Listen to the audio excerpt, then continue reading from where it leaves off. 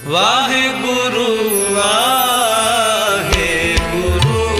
ਵਾਹਿਗੁਰੂ ਵਾਹਿਗੁਰੂ ਵਾਹਿਗੁਰੂ।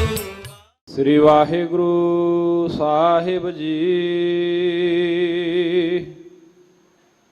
ਧਨਾਸਰੀ ਮਹੱਲਾ ਪੰਜਵਾ।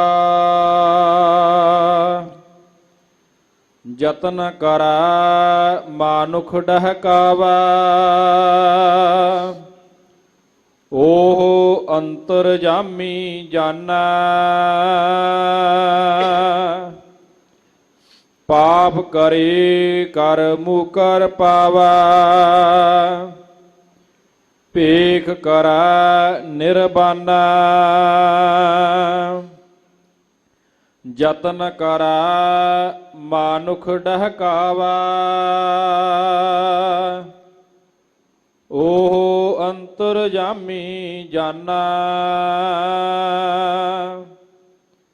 ਪਾਪ ਕਰੇ ਕਰ ਮੁਕਰ ਪਾਵਾ, ਭੇਖ ਕਰੈ ਨਿਰਬਾਨਾ। ਜਾਨਤ ਦੂਰ ਤੁਮਹਿ ਪ੍ਰਭ ਨੇਰਾ, ਉਤ ਤਾਕਾ ਉਤ ਤੇ ਉਤ ਪੇਖਾ। ਆਵੈ ਲੋਭੀ ਫੇਰ ਰਹਾਉ, ਜਬ ਲਗ ਟੁੱਟੈ ਨਾਹੀ ਮਨ ਭਰਮਾ। ਤਬ ਲਗ ਮੁਕਤ ਨਾ ਕੋਈ, ਕਹੋ ਨਾਨਕ ਦਇਆਲ ਸੁਆਮੀ। ਸੰਤ ਭਗਤ ਜਨ ਸੋਈ, ਜਬ ਲਗ ਟੁੱਟੈ ਨਾਹੀ ਮਨ ਭਰਮਾ। ਤਬ ਲਗ ਮੁਕਤ ਨਾ ਕੋਈ, ਕਹੋ ਨਾਨਕ ਦਇਆਲ ਸੁਆਮੀ। ਸੰਤ ਭਗਤ ਜਨ ਸੋਈ। ਵਾਹਿਗੁਰੂ ਜੀ ਕਾ ਖਾਲਸਾ ਵਾਹਿਗੁਰੂ ਜੀ ਕੀ ਫਤਿਹ। ਗੁਰੂ ਰੂਪ ਗੁਰੂ ਕੀ ਸਾਜੀ ਨਵਾਜੀ, ਗੁਰੂ ਸਰੂਪ ਗੁਰੂ ਖਾਲਸਾ ਸਾਧ ਸੰਗਤ ਜੀ। ਸ਼ਹੀਦਾਂ ਦੇ ਸਰਤਾਜ, ਬਾਣੀ ਦੇ ਬੋਇਥ, ਸ਼ਾਂਤੀ ਦੇ ਪੁੰਜ, ਦੀਨ ਦੁਨੀਆ ਦੇ ਮਾਲਕ ਸਤਿਗੁਰੂ ਅਰਜਨ ਦੇਵ ਸੱਚੇ ਪਾਤਸ਼ਾਹ ਨੇ ਸਾਡੇ ਤੇ ਕਿਰਪਾ ਕਰਕੇ ਸਾਨੂੰ ਸਮਝਾਇਆ, ਗੁਰਸਿੱਖਾ ਕੱਲੀ ਭੇਖ ਨਾਲ ਬਾਤ ਨਹੀਂ ਬਣਨੀ, ਰਵਾਸ ਨਾਲ ਗੱਲ ਨਹੀਂ ਬਣਨੀ। ਜਿੰਨਾ ਤੇਰੇ ਮਨ ਵਿੱਚ ਭਰਮ ਹੈ। ਔਰ ਦੂਸਰਾ ਭਗਤ ਪਾਤਸ਼ਾਹ ਨੇ ਇਹ ਕੀਤਾ ਹੈ, ਆਪਾਂ ਦੁਨੀਆਦਾਰ ਲੋਕ ਦੂਜਿਆਂ ਨੂੰ ਗਮਰਾਹ ਕਰਕੇ ਲੁੱਟਦੇ ਹਾਂ। ਮੇਰੇ ਪਾਤਸ਼ਾਹ ਕਹਿੰਦੇ ਬੰਦਿਆਂ ਤੋਂ ਲੁਕਾਉਣਾ ਪਰ ਪਰਮਾਤਮਾ ਤੋਂ ਲੁਕਾਇਆ ਨਹੀਂ ਜਾਣਾ। ਇਹ ਦੋ ਪੱਖ ਸਤਿਗੁਰੂ ਪਾਤਸ਼ਾਹ ਮਹਾਰਾਜ ਨੇ ਵਿਸ਼ੇਸ਼ ਤੌਰ ਤੇ ਬਿਆਨ ਕੀਤੇ ਹਨ। ਫਿਰ ਆਪਾਂ ਮੁਕਤੀ ਦੇ ਬਾਰੇ ਕਹਿੰਦੇ ਆ। ਹਜ਼ੂਰ ਕਹਿੰਦੇ ਗੁਰਮੁਖਾ, ਜਿੰਨਾ ਚਿਰ ਤੇਰੇ ਮਨ ਵਿੱਚ ਭਰਮ ਹੈ ਨਾ, ਉਹਨਾਂ ਚਿਰ ਮੁਕਤੀ ਨਹੀਂ। ਤੇ ਜੇ ਮੁਕਤ ਦੇ ਭਰਮ ਨਹੀਂ, ਇਹ ਤਿੰਨ ਪੱਖ ਸਤਿਗੁਰੂ ਪਾਤਸ਼ਾਹ ਨੇ ਜਿਵੇਂ ਖੁਲਾਸੇ ਸਹਿਤ ਸਾਨੂੰ ਸਮਝਾਏ ਨੇ। ਗੁਰੂ ਕਿਰਪਾ ਸਦਕਾ ਵਿਚਾਰਨ ਦਾ ਯਤਨ ਕਰੀਏ। ਸਾਡਾ ਇੱਕੋ ਕਹਾੜਾ ਹੈ, ਕਿਤੇ ਮਨ ਲੱਗ ਜਾਏ। ਔਰ ਇਹ ਸ਼ਬਦ ਵਿੱਚ ਵੀ ਸਤਿਗੁਰੂ ਪਾਤਸ਼ਾਹ ਮਹਾਰਾਜ ਨੇ ਉਹ ਸ਼ਬਦ ਦੀ ਵਰਤੋਂ ਕੀਤੀ ਹੈ, ਨਿਮਖ ਦਾ ਭਾਵ ਹੈ ਅੱਖ ਮਾਤਰ। ਆਪਾਂ ਅੱਖ ਝਮਕਦੇ ਆ ਨਾ, ਬਹੁਤ ਘੱਟ ਸਮਾਂ ਲੱਗਦਾ ਹੈ। ਲੇਕਿਨ ਸਤਿਗੁਰੂ ਪਾਤਸ਼ਾਹ ਕਹਿੰਦੇ ਵੀ ਗੁਰਮੁਖਾ, ਜੇ ਕਿਤੇ ਅੱਖ ਦੇ ਝਮਕਣ ਜਿਹਨੇ ਸਮੇਂ ਵੀ ਤੇਰਾ ਮਨ ਜੁੜ ਜਾਏ ਨਾ, ਤੇਰੀ ਜ਼ਿੰਦਗੀ ਦਾ ਸਫਲ ਹੋ ਜਾਏ। ਸਤਿਗੁਰੂ ਪਾਤਸ਼ਾਹ ਜਿਵੇਂ ਕਿਰਪਾ ਕਰਨਗੇ, ਸਰਵਣ ਕਰੀਏ, ਇਕਾਗਰਤਾ ਲਈ ਉਪਰਾਲਾ ਕਰੀਏ। ਗੁਰਦੇਵ ਮਿਹਰ ਕਰਨ, ਸਾਰੇ ਬੋਲੋ ਸਤਨਾਮ ਵਾਹਿਗੁਰੂ। ਹਾਂਜੀ, ਸਤਨਾਮ ਸ੍ਰੀ ਵਾਹਿਗੁਰੂ ਸਾਹਿਬ ਜੀ। ਧਨਾਸਰੀ ਮਹੱਲਾ ਪੰਜਵਾ। ਜਤਨ ਕਰੈ ਮਾਨੁਖ ਡਹਕਾਵਾ। ਯਤਨ ਤੋਂ ਭਾਵ ਉਪਰਾਲਾ ਕਰਨਾ। ਡਹਿਕਾਵੇ ਦਾ ਭਾਵ ਹੈ ਦੂਜੇ ਨੂੰ ਗਮਰਾਹ ਕਰਕੇ ਠੱਗੀ ਮਾਰਨੀ। ਕਹਿੰਦੇ ਇਹ ਮਨੁੱਖ ਦੂਜੇ ਨੂੰ ਗਮਰਾਹ ਕਰਕੇ ਠੱਗੀ ਮਾਰਨ ਦਾ ਯਤਨ ਕਰਦਾ, ਪਰ ਯਾਦ ਰੱਖੀ ਉਹ ਅੰਤਰਜਾਮੀ ਜਾਣਾ। ਉਹ ਪਰਿਪੂਰਨ ਪਰਮਾਤਮਾ ਤੇਰੇ ਦਿਲ ਦੀ ਗੱਲ ਜਾਣਦਾ ਹੈ। ਆਪਾਂ ਰੋਜ਼ਾਨਾ ਪਾਠ ਕਰਦੇ ਹਾਂ, ਘਟ ਘਟ ਕੇ ਅੰਤਰ ਕੀ ਜਾਣਤ, ਭਲੇ ਬੁਰੇ ਕੀ ਪੀਰ ਪਛਾਣਤ। ਚੰਗਾ ਕੌਣ ਹੈ, ਮਾੜਾ ਕੌਣ ਹੈ, ਇਹ ਅੰਦਰ ਦੀ ਜਾਣਨ ਵਾਲੇ ਪਰਮਾਤਮਾ ਨੂੰ ਪਤਾ ਹੈ। ਪਾਪ ਕਰੇ ਕਰ ਮੂਕਰ ਪਾਵਾ। ਇਹ ਸਾਡੀ ਆਮ ਬੋਲੀ ਚ ਆਪਾਂ ਕਹਿੰਦੇ ਕਿ ਫਲਾਨਾ ਬੰਦਾ ਪੈਰਾਂ ਤੇ ਪਾਣੀ ਨਹੀਂ ਪੈਣ ਦਿੰਦਾ। ਇਹ ਆਮ ਬੋਲੀ ਹੈ ਸਾਡੀ। ਮੇਰੇ ਪਾਤਸ਼ਾਹ ਕਹਿੰਦੇ ਮਨੁੱਖ ਪਾਪ ਕਰਕੇ ਮੁੜ ਕੇ ਮੁੱਕਰ ਜਾਂਦਾ ਹੈ। ਮੈਂ ਇਹ ਗੁਨਾਹ ਨਹੀਂ ਕੀਤਾ, ਔਰ ਇਹਦੇ ਨਾਲ ਅੱਗੇ ਕਿਰਪਾ ਕਰਦੇ ਹਨ। ਭੇਖ ਕਰੈ ਨਿਰਬਾਨਾ। ਨਿਰਬਾਨੇ ਦਾ ਭਾਵ ਹੁੰਦਾ ਪਕੜ ਤੋਂ ਰਹਿਤ। ਇਹ ਆਮ ਆਪਾਂ ਸੁਣਦੇ ਹਾਂ, ਫਲਾਨਾ ਆਪਣੇ ਆਪ ਨੂੰ ਕੀ ਨਿਰਬਾਨ ਸ਼ਬਦ ਬੋਲਦੇ ਹਨ, ਲਾਉਂਦੇ ਨੇ, ਗਲਤ ਨਹੀਂ। ਲੇਕਿਨ ਨਿਰਬਾਨ ਦਾ ਅਰਥ ਹੁੰਦਾ ਦੁਨੀਆ ਦੀਆਂ ਆਦਤਾਂ ਤੋਂ ਪਰਾਂ ਹੋਣਾ। ਇਹ ਜੋ ਸਾਨੂੰ ਅਰਥ ਪੜ੍ਹਾਏ ਗਏ ਨੇ ਟਕਸਾਲ ਵਿੱਚ, ਬਾਨ ਦਾ ਅਰਥ ਮੈਨੂੰ ਰੋਟੀ ਖਾ ਕੇ ਗੁੜ ਖਾਣ ਦੀ ਆਦਤ ਹੈ, ਆਦਤ ਹੈ ਨਾ। ਬਾਨ ਦਾ ਭਾਵ ਹੈ ਆਦਤ। ਉਹ ਮਨੁੱਖ ਜਿਹੜਾ ਕਹਿੰਦਾ ਕਿ ਮੈਨੂੰ ਕਿਸੇ ਪ੍ਰਕਾਰ ਦੀ ਆਦਤ ਨਹੀਂ, ਮੈਨੂੰ ਕਿਸੇ ਪ੍ਰਕਾਰ ਦਾ ਸੁਭਾਅ ਨਹੀਂ, ਇਹ ਉਹਨੇ ਲਿਬਾਸ ਧਾਰਿਆ, ਪਾਪ ਕਰਕੇ ਮੁੱਕਰ ਜਾਂਦਾ ਹੈ। ਜਾਨਤ ਦੂਰ ਤੁਮਹਿ ਪ੍ਰਭ ਨੀਰ। ਪਰ ਪਿਆਰਿਆ ਇਸ ਗੱਲ ਦਾ ਖਿਆਲ ਰੱਖੀ, ਤੂੰ ਪਰਮਾਤਮਾ ਨੂੰ ਦੂਰ ਜਾਣਦਾ, ਪਰ ਪਰਮਾਤਮਾ ਨੂੰ ਪਤਾ ਵੀ ਪਰਮਾਤਮਾ ਬਹੁਤ ਲਾਗੇ ਹੀ ਹੈ। ਸਾਡੇ ਕਾਮ ਬੋਲੀ ਦੇ ਵਿੱਚ ਕਹਾਵਤ ਹੈ ਬਹੁਤ ਢਿੱਲੀ, ਭਾਈ ਸਾਹਿਬ ਰੱਬ ਨੇੜੇ ਕਿ ਸੁਣ। ਇਹ ਅਸੀਂ ਆਮ ਬੋਲਦੇ ਹਾਂ। ਸਾਡਾ ਪ੍ਰਚਾਰ ਗਲਤ ਹੈ ਵੀ ਰੱਬ ਨੇੜੇ ਕਿ ਕਸੁੰਨ। ਕਸੁੰਨ ਨਾਲੋਂ ਰੱਬ ਲਾਗੇ ਹੈ। ਕਸੁੰਨ ਵੀ ਤਾਂ ਵਜੇਗਾ ਜੇ ਰੱਬ ਦੀ ਕਲਾ ਹੋਵੇਗੀ। ਜਦੋਂ ਉਹਨੇ ਆਪਣੀ ਕਲਾ ਕੱਢ ਲਈ, ਕਸੁੰਨ ਨੇ ਉੱਥੇ ਦਾ ਉੱਥੇ ਰਹਿ ਜਾਣਾ ਹੈ। ਜਦੋਂ ਆਪਾਂ ਫੱਟੇ ਤੇ ਪੈਂਦੇ ਆ ਨਾ, ਉਦੋਂ ਸਾਡੇ ਪਰਿਵਾਰ ਦੇ ਮੈਂਬਰ ਸਾਡੀਆਂ ਬਾਹਾਂ ਨੂੰ ਸਾਡੇ ਨਾਲ ਜੋੜਦੇ ਨੇ। ਸਾਥੋਂ ਆਪਣੀ ਬਾਂਹ ਵੀ ਸੰਭਾਲੀ ਨਹੀਂ ਜਾਂਦੀ। ਜਿੱਦਣ ਆਪਾਂ ਫੱਟੇ ਤੇ ਪੈਣਾ ਨਾ, ਫੱਟੇ ਤੇ ਸਾਡੇ ਪਰਿਵਾਰ ਦੇ ਮੈਂਬਰਾਂ ਨੇ ਸਾਡੀਆਂ ਬਾਹਾਂ ਨੂੰ ਫੱਟੇ ਦੇ ਨਾਲ ਸਾਡੇ ਨਾਲ ਜੋੜ ਕੇ ਸੈੱਟ ਕਰਨਾ, ਤੇ ਮੁੜ ਕੇ ਘੁੱਟ ਕੇ ਰੱਸੀ ਬੰਨ੍ਹਣੀ ਹੈ ਵੀ ਬਾਪੂ ਦੀ ਕਿਤੇ ਬਾਂਹ ਮੜੀਆਂ ਨੂੰ ਜਾਣ ਲੱਗਿਆ ਲਮਕ ਨਾ ਪਵੇ। ਇਸ ਕਰਕੇ ਇਹ ਕਹਿਣਾ ਵੀ ਰੱਬ ਨੇੜੇ ਕਸੁੰਨ, ਰੱਬ ਲਾਗੇ ਕਸੁੰਨ ਨੇੜੇ ਨਹੀਂ, ਕਿਉਂਕਿ ਇਹ ਸਾਰਾ ਕੁਝ ਉਹਦੀ ਚੇਤਨ ਕਲਾ ਨਾਲ ਹੈ। ਅਸੀਂ ਵੇਖਦੇ ਉਹਦੀ ਚੇਤਨ ਕਲਾ ਨਾਲ, ਅਸੀਂ ਸੁਣਦੇ ਉਹਦੀ ਚੇਤਨ ਕਲਾ ਦੇ ਨਾਲ, ਅਸੀਂ ਬੋਲਦੇ ਉਹਦੀ ਚੇਤਨ ਕਲਾ ਦੇ ਨਾਲ। ਉਸ ਦੀ ਚੇਤਨ ਕਲਾ ਕਰਕੇ ਹੀ ਅਸੀਂ ਜਿੰਦਾ ਹਾਂ। ਮੇਰੇ ਪਾਤਸ਼ਾਹ ਕਹਿੰਦੇ ਪਿਆਰਿਆ, ਤੂੰ ਉਸ ਵਾਹਿਗੁਰੂ ਨੂੰ ਦੂਰ ਜਾਣਦਾ ਹੈ, ਪਰ ਤੇਰੇ ਉਹ ਬਹੁਤ ਲਾਗੇ ਹੈ। ਮੈਂ ਇੱਕ ਸਾਦੀ ਜੀ ਉਦਾਹਰਨ ਦਿਆਂ। ਆਪਾਂ ਜਿੰਨੇ ਵੀ ਹਾਂ, ਆਪਣੇ ਘਰ ਧੀਆਂ ਪੁੱਤਰ ਪੋਤਰੇ ਨੇ, ਸਾਡੇ ਸਾਰਿਆਂ ਦੇ 6-7 ਸਾਲ ਦੀ ਉਮਰ ਦੰਦ ਉਖੜ ਗਏ ਸਾਰਿਆਂ ਦੇ। ਭਾਵੇਂ ਕੋਈ ਮੁਸਲਮਾਨ, ਭਾਵੇਂ ਕੋਈ ਸਿੱਖਾਂ ਦਾ ਬੱਚਾ, ਭਾਵੇਂ ਹਿੰਦੂਆਂ ਦਾ, ਭਾਵੇਂ ਗਰੀਬਾਂ ਦਾ ਬੱਚਾ ਤੇ ਭਾਵੇਂ ਅਮੀਰਾਂ ਦਾ। ਰੱਬ ਸਾਡੇ ਬਾਰੇ ਇੰਨਾ ਖਿਆਲ ਰੱਖਦਾ ਹੈ ਕਿ ਜਦੋਂ ਉਹ ਸਾਡੇ ਦੰਦ ਉਖੜ ਗਏ ਨਾ, ਸਾਨੂੰ ਅਪਲਾਈ ਨਹੀਂ ਕਰਨਾ ਪਿਆ ਵੀ ਮੈਨੂੰ ਨਵੇਂ ਦੰਦ ਦੇ ਦੇ। ਇਹ ਨਹੀਂ ਵੀ ਐਪਲੀਕੇਸ਼ਨ ਫਲਾਣੇ ਦਫ਼ਤਰ ਵਿੱਚ ਜਾਈਏ ਵੀ ਮੇਰੇ ਦੰਦ ਉਖੜ ਕੇ ਤੇ ਰੱਬਾ ਮੈਨੂੰ ਨਵੇਂ ਦੰਦ ਲਾ ਦੇ। ਉਹ ਸਾਡੇ ਇੰਨਾ ਲਾਗੇ, ਉਹ ਸਾਡਾ ਇੰਨਾ ਫਿਕਰ ਕਰਦਾ ਹੈ कि ਆਟੋਮੈਟਿਕਲੀ ਉਸ ਸਮੇਂ ਦੇ ਮੁਤਾਬਕ ਉਹ ਸਾਡੇ ਦੰਦ ਹੋ ਗਏ। ਬੱਚੇ ਦਾ ਜਨਮ ਹੁੰਦਾ ਹੈ ਤੇ ਬੱਚੇ ਦੇ ਜਨਮ ਤੋਂ ਪਹਿਲਾਂ ਮਾਂ ਭਾਵੇਂ ਗਰੀਬ ਪਰਿਵਾਰ ਨਾਲ ਸੰਬੰਧਿਤ ਹੈ, ਭਾਵੇਂ ਅਮੀਰ ਨਾਲ ਸੰਬੰਧਿਤ ਹੈ, ਬੱਚੇ ਦੀ ਮਾਂ ਵਿੱਚ ਵਾਹਿਗੁਰੂ ਨੇ ਦੁੱਧ ਪੈਦਾ ਕਰ ਦਿੱਤਾ। ਬੜਾ ਪਿਆਰਾ ਸ਼ੇਰ ਗੁਰਮੁਖ ਜਨ ਬੋਲਦੇ ਹੁੰਦੇ ਨੇ, ਜਬ दांत दिए तब दूध दियो, जब दांत न थे तब दूध दियो, जब दांत दिए क्या अन्न न दे है। ਜਦੋਂ ਤੇਰੇ ਦੰਦ ਨਹੀਂ ਸਨ ਉਦੋਂ ਤੈਨੂੰ ਵਾਹਿਗੁਰੂ ਨੇ ਦੁੱਧ ਦਿੱਤਾ, ਤੇ ਗੁਰਮੁਖਾ ਜੇ ਅੱਜ ਦੰਦ ਦਿੱਤਾ ਤੇ ਤੈਨੂੰ ਅੰਨ ਵੀ ਦੇਗਾ। ਗੁਰਬਾਣੀ ਪੜ੍ਹਿਆ ਕਰੋ, ਵਿਚਾਰਿਆ ਕਰੋ। ਸ੍ਰੀ ਰਾਗ ਵਿੱਚ ਧੰਨ ਗੁਰੂ ਨਾਨਕ ਪਾਤਸ਼ਾਹ ਮਹਾਰਾਜ ਦਾ ਇੱਕ ਸ਼ਲੋਕ ਹੈ, ਉਹ ਮੈਨੂੰ ਕਦੇ ਵੀ ਨਹੀਂ ਭੁੱਲਾ। ਸ਼ਲੋਕ ਮਹੱਲਾ ਪਹਿਲਾ,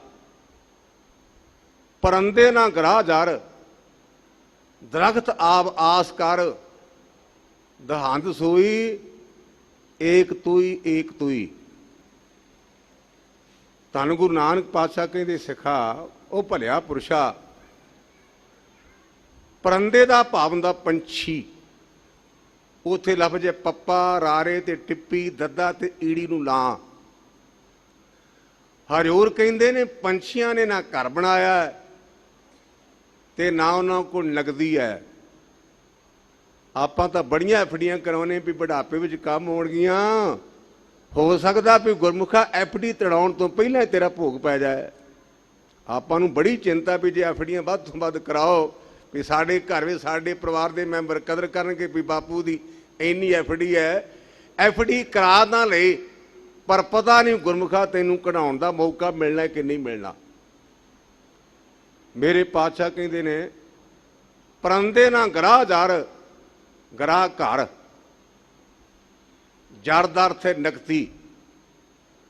ਹਜ਼ੂਰ ਕਹਿੰਦੇ ਉਹਨਾਂ ਗੁਰਮੁਖਾ ਨਾ ਆਪਣਾ ਘਰ ਬਣਾਇਆ, ਨਾ ਉਹਨਾਂ ਨਗਦੀ ਰੱਖੀ ਹੈ, ਪਰ ਤੇਰੇ ਨਾਲੋਂ ਚੰਗੇ ਨੇ। ਉਹ ਕਹਿੰਦੇ ਨੇ ਏਕ ਤੂਈ ਏਕ ਤੂਈ। ਇੱਕ ਤੂੰ ਹੈ, ਇੱਕ ਤੂੰ ਹੈ, ਤੇਰੇ ਤੋਂ ਬਿਨਾਂ ਹੋਰ ਕੋਈ ਨਹੀਂ। ਤੂੰ ਮੇਰੇ ਪਾਤਸ਼ਾਹ ਕਹਿੰਦੇ ਪਿਆਰਿਆ, ਤੂੰ ਰੱਬ ਨੂੰ ਦੂਰ ਸਮਝਦਾ, ਉਹ ਤੈਨੂੰ ਲਾਗੇ ਸਮਝਦਾ, ਤੇਰੇ ਬਿਲਕੁਲ ਲਾਗੇ ਹੈ। ਉਤ ਤਾਕੈ ਉਤ ਤੇ ਉਤ ਪੇਖਾ। ਕਹਿੰਦੇ ਵੀ ਜੇ ਕਿਸੇ ਦੇ ਘਰ ਲੁੱਟ ਮਾਰ ਕਰਨੀ ਹੈ ਨਾ, ਤੇ ਪਹਿਲਾਂ ਉਸ ਘਰ ਵੱਲ ਤੱਕਦਾ ਵੀ ਭੜ ਕੇ ਮੈਂ ਇਸ ਘਰ ਵਿੱਚ ਲੁੱਟਣ ਵਾਸਤੇ ਆਉਣਾ, ਮੈਂ ਚੋਰੀ ਕਰਨ ਲਈ ਆਉਣਾ। ਇਹਦਾ ਅਰਥ ਇਹ ਕੀਤਾ ਮਹਾਂਪੁਰਸ਼ਾਂ ਨੇ, ਉਤ ਤਾਕੇ ਦਾ। ਉਤ ਤੇ ਉਤ ਪੇਖੇ। ਤੇ ਜਦੋਂ ਉਹ ਘਰ ਵਿੱਚ ਵੜਦਾ ਨਾ ਤੇ ਮੁੜ ਕੇ ਸੱਜੇ ਖੱਬੇ ਨਿਗਾਹ ਮਾਰਦਾ ਵੀ ਮੈਨੂੰ ਘੁੰਮੇਦਾ ਤਾਂ ਨਹੀਂ। ਜਿਹੜਾ ਤਾਕੇ ਤੇ ਪਾਕੇ ਤੋਂ ਸ਼ਬਦ ਆਏ ਨੇ ਨਾ, ਇਹਨਾਂ ਦਾ ਅਰਥ ਉਹਨਾਂ ਇਹ ਕੀਤਾ ਹੈ ਵੀ ਪਹਿਲਾਂ ਇਹ ਤੱਕਦਾ ਵੀ ਇਸ ਘਰ ਵਿੱਚ ਮੈਂ ਚੋਰੀ ਕਰਨੀ ਹੈ, ਜੋ ਕੁਝ ਵੀ ਕਰਨਾ, ਠੱਗੀ ਮਾਰਨੀ ਹੈ, ਇਸ ਘਰ ਵਿੱਚ ਆਉਣਾ ਹੈ। ਉੱਤੇ ਉੱਤੇ ਪੇਖੇ ਤੋਂ ਭਾਵ ਹੈ ਮੁੜ ਕੇ ਵੇਖਦਾ ਵੀ ਕੋਈ ਮੈਨੂੰ ਵੇਖਦਾ ਤਾਂ ਨਹੀਂ। ਇਸ ਪ੍ਰਕਾਰ ਆਵੈ ਲੋਭੀ ਫੇਰ। ਕਹਿੰਦੇ ਇਹ ਦੋ ਕੰਮ ਕਰਕੇ ਤੇ ਮੁੜ ਕੇ ਲਾਲਚੀ ਮਨੁੱਖ ਉੱਥੇ ਆਉਂਦਾ। ਲੋਭੀ ਦੀ ਵਿਆਖਿਆ ਸਤਿਗੁਰੂ ਪੰਚਮ ਪਾਤਸ਼ਾਹ ਮਹਾਰਾਜ ਨੇ ਬਹੁਤ ਸੁੰਦਰ ਤਰੀਕੇ ਨਾਲ ਕੀਤੀ ਹੈ। ਉਹ ਕਹਿੰਦੇ ਹੈ, ਲੋਭਾ ਲੰਪਟ ਸੰਗ ਸਿਰ ਮੋਰੇ, ਅਨਕ ਲੈ ਨੀ ਕਲੋਲ ਤੇ, ਤਵੰਤ ਜੀਆ ਬਹੁ ਪ੍ਰਕਾਰੰ ਆਨਕ ਭਾਂਤ ਬਹੁ ਡੋਲ ਤੇ, ਨਾਚ ਮਿੱਤਰੰ ਨਾਚ ਇਸ਼ਟੰ ਨਾਚ ਬਾਂਧਵ ਨਾਚ ਮਾਤ ਪਿਤਾ ਤਵ ਲੱਜਿਆ, ਅਕਰਣੰ ਕ੍ਰੋਧ ਅਖਿਆਦ ਖਾਦੰ ਅਸਾਜੰ ਸਾ ਸਮਝਿਆ। ਇਹ ਸੰਸਕ੍ਰਿਤੀ ਵਿੱਚ ਸਤਿਗੁਰੂ ਪੰਚਮ ਪਾਤਸ਼ਾਹ ਮਹਾਰਾਜ ਦਾ ਸ਼ਲੋਕ ਹੈ। ਕਹਿੰਦੇ ਕਈ ਤਰ੍ਹਾਂ ਦੀਆਂ ਤੂੰ ਕਲੋਲਾਂ ਕਰਦਾ, ਔਰ ਲਾਲਚੀ ਬੰਦੇ ਦਾ ਨਾ ਕੋਈ ਮਿੱਤਰ, ਨਾ ਕੋਈ ਭੈਣ, ਨਾ ਕੋਈ ਭਰਾ, ਜਿਹੜਾ ਵੀ ਮਿਲੇਗਾ ਉਹਨੂੰ ਠੱਗ ਲੈਗਾ। ਲੋਭੀ ਮਨੁੱਖ ਦੀ ਹਲਕੇ ਕੁੱਤੇ ਨਾਲ ਤੁਲਨਾ ਕੀਤੀ ਹੈ। ਲੋਭ ਲਹਿਰ ਜੋ ਸਵਾਨ ਹਲਕ ਹੈ, ਹਲਕੋ ਸਭੇ ਬਗਾਰੇ। ਇਹਦੇ ਸਾਨੂੰ ਮਹਾਂਪੁਰਸ਼ਾਂ ਨੇ ਅਰਥ ਪੜ੍ਹਾਏ ਵੀ ਪੁੱਤਰੋ, ਜਿਹੜਾ ਹਲਕਾ ਕੁੱਤਾ ਹੈ ਨਾ, ਉਹਦੇ 4 ਲੱਛਣ ਹੁੰਦੇ ਨੇ। ਇੱਕ, ਉਹ ਮੂੰਹ ਚੋਂ ਝੱਗ ਸੁੱਟਦਾ ਹੈ। ਦੂਜਾ, ਜਿਹੜਾ ਵੀ ਮਿਲਿਆ ਉਹਨੂੰ ਚੱਕ ਮਾਰਨ ਦਾ ਯਤਨ ਕਰਦਾ ਹੈ। ਤੀਜਾ, ਉਹਦੀ ਪੂਛ ਸਿੱਧੀ ਹੋ ਜਾਂਦੀ। ਆਮ ਕਰਕੇ ਆਪਾਂ ਕਹਿੰਦੇ ਵੀ ਕੁੱਤੇ ਦੀ ਪੂਛ 12 ਸਰਵੰਜੜੀ 'ਚ ਪਾਈ ਤੇ ਸਿੱਧੀ ਨਹੀਂ ਹੋਈ, ਕਹਾਵਤ ਹੈ ਸਾਡੀ। ਪਰ ਵੇਖੋ ਰੱਬ ਦੀ ਕਲਾ, ਹਲਕੇ ਕੁੱਤੇ ਦੀ ਪੂਛ ਸਿੱਧੀ ਹੋ ਜਾਂਦੀ ਹੈ। ਚੌਥਾ, ਉਹ ਪਾਣੀ ਤੋਂ ਬਹੁਤ ਡਰਦਾ, ਪਾਣੀ ਦੇ ਲਾਗੇ ਹੀ ਨਹੀਂ ਆਉਂਦਾ। ਇਹ ਹਲਕੇ ਕੁੱਤੇ ਦੀਆਂ ਨਿਸ਼ਾਨੀਆਂ ਹਨ। ਜਦੋਂ ਮਨੁੱਖ ਨੂੰ ਹਲਕਾ ਹੋ ਜਾਏ ਨਾ, ਤੇ ਬੰਦੇ ਵਿੱਚ ਵੀ ਇਹੋ ਹੀ ਪੱਖ ਆ ਜਾਂਦਾ ਹੈ।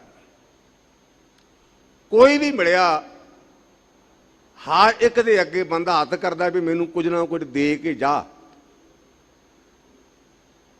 ਮੈਂ ਵਿਦਾਂਤ ਸ਼ਾਸਤਰ ਵਿੱਚ ਆਪਣੇ ਚਾਚਾ ਜੀ ਦੇ ਕੋਲੋਂ ਪੜ੍ਹਿਆ, ਉਹ ਸ਼ਲੋਕ ਹੈ, ਤਬਲਾ ਗੁਣ ਅਰ ਗੌਰਵਤਾ, ਜਬਲਾ ਕਹੇ ਨਾ ਦੇ, ਦੇ ਕਹੇ ਤੋ ਖੇ ਸਭ, ਗੁਣ ਗੌਰਵ ਪਿੱਠ ਦੇ। ਜਿਹੜਾ ਤੇਰਾ ਲੋਕੀ ਸਤਿਕਾਰ ਕਰਦੇ ਨੇ ਨਾ, ਤੇਰੀ ਮਾਨ ਵਡਿਆਈ, ਇਹ ਓਨਾ ਚਿਰ ਜਦ ਤੱਕ ਤੂੰ ਲੋਕਾਂ ਦੇ ਅੱਗੇ ਹੱਥ ਨਹੀਂ ਅੜਦਾ। ਜਦੋਂ ਤੂੰ ਹੱਥ ਅੜ ਦਿੱਤੇ ਨਾ, ਤੇ ਲੋਕਾਂ ਨੇ ਕਹਿਣਾ ਬਾਹਰੋਂ ਤਾਂ ਚੰਗਾ ਲੱਗਦਾ ਸੀ, ਪਰ ਹੈ ਇਹ ਵੀ ਮੰਗਤਾ। ਲੋਕਾਂ ਨੂੰ ਤਾਂ ਬੜਾ ਕਹਿੰਦਾ ਸੀ ਵੀ ਸੰਤੋਖ ਰੱਖੋ, ਪਰ ਇਹ ਮੰਗਤਿਆਂ 'ਚ ਸ਼੍ਰੋਮਣੀ ਮੰਗਤਾ ਹੈ। ਤਬਲਾ ਗੁਣ ਔਰ ਗੌਰਵਤਾ, ਜਬਲਾ ਕਹੇ ਨਾ ਦੇ, ਦੇ ਕਹੇ ਤੋ ਖੇ ਸਭ। ਉਹਦੀ ਵਿਦਿਆ ਦਾ ਮਾਣ ਸਤਿਕਾਰ ਵੀ ਗਿਆ। ਤੇ ਇਹ ਤਾਂ ਕੱਲਾ ਲੈਕਚਰ ਭਾਸ਼ਣ ਵਾਲਾ ਹੈ, ਮੰਗਤਾ ਇਨਡਾਇਰੈਕਟ।